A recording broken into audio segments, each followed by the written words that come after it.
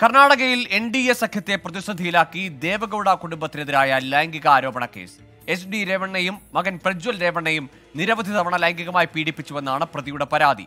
ദേവഗൌഡ കുടുംബം ഉൾപ്പെട്ട കേസ് തെരഞ്ഞെടുപ്പിൽ പ്രചാരണായുധമാക്കുകയാണ് കോൺഗ്രസ്.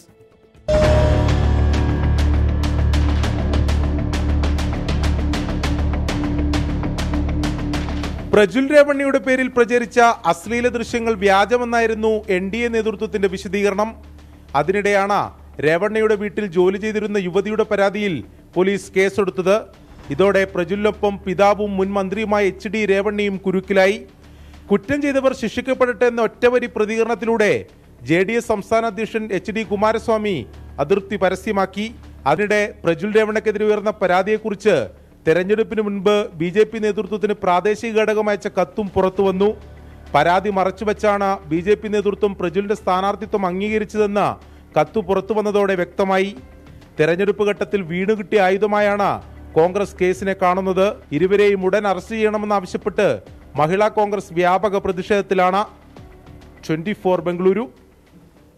ലോകത്തെവിടെയായാലും ഏത് സമയത്തും 24 വാർത്തകളും ഓഗ്മെന്റഡ് റിയാലിറ്റി പാക്കേജുകളും എക്സ്പ്ലെയിനറുകളും വിശദമായി കാണാൻ ഞങ്ങളുടെ YouTube ചാനൽ നിങ്ങൾക്ക് സബ്സ്ക്രൈബ് ചെയ്യാം.